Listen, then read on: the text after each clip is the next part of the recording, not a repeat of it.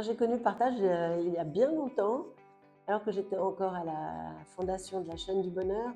On avait souvent des séminaires avec d'autres fondations. C'est là que j'ai entendu parler de partage et je me suis beaucoup intéressée à ce qu'ils faisaient. Je trouvais que c'était vraiment une mission win-win.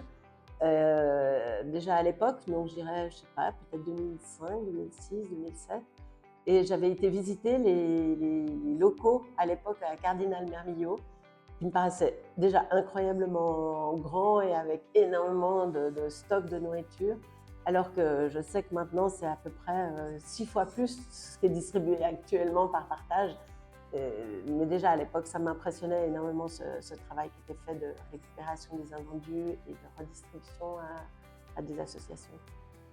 J'aimerais adresser vraiment le message de la solidarité qui ne doit pas s'interrompre. Je sais que les temps sont compliqués et dans ces temps difficiles, c'est le meilleur moyen, c'est vraiment de soutenir nos valeurs et pour cela, continuer à aider les plus faibles.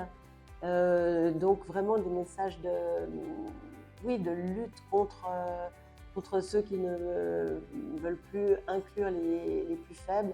Et c'est comme ça, en aidant, en partage, en soutenant partage, par des dons, par des actes, par des dons de nourriture, par des dons d'argent, par du bénévolat. Il y a tellement de manières de soutenir partage. Ça me paraît encore plus essentiel aujourd'hui de montrer cette valeur de solidarité avec les plus démunis et les plus précaires.